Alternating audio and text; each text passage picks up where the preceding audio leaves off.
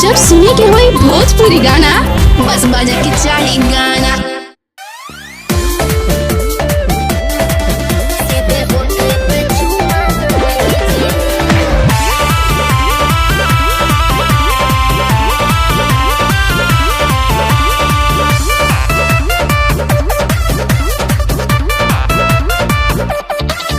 तुम करोगी जान जदी ऐसे, हम करेंगे प्यार, बोलो कैसे? बोलो बोलो हाँ हाँ हाँ। तुम करोगी जान जदी ऐसे, हम करेंगे प्यार, बोलो कैसे? अब थोड़ा भी देर जन कीजिए कीजिए कीजिए। सुनो सुनो ये सैया जी, सीधे होठे पे चुमा लीजिए। सुनो ये सैया जी, सीधे होठे पे चुमा लीजिए।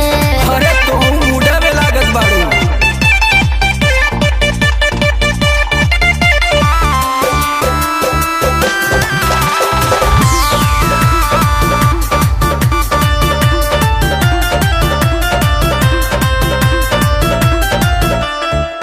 काहे करते हो लेट, होठ हुआ चॉकलेट, खाके जल्दी खत्म कर दो।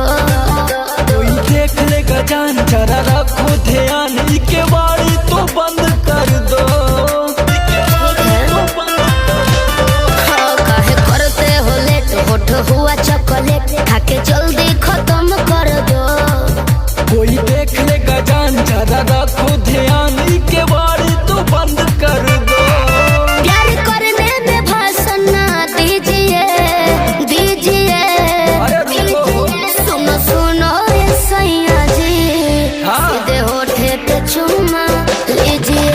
सुनो सुनो ये राजा जी, सीधे होठे पे चुमा लीजिए।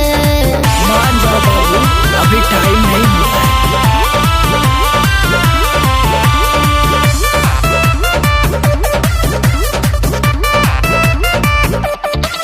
थोड़ा करो ना फील, सुनो सैया बर्दाश्त नहीं होता है अब।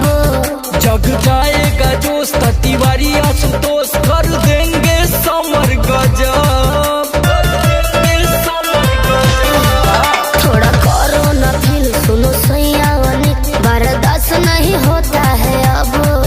जग जाएगा जोश, तिवारी आशुतोष कर देंगे समर गजब। जो भी करना है जल्दी से कीजिए कीजिए। सुनो सुनो ये सैया जी, सीधे होठे पे चुमा। सुनो सुनो ये राजा जी, सीधे होठे पे चुमा लीजिए लीजिए ना। आवा सुनो सुनो ये सैया जी, क्या है? सीधे होठे पे चुमा लीजिए।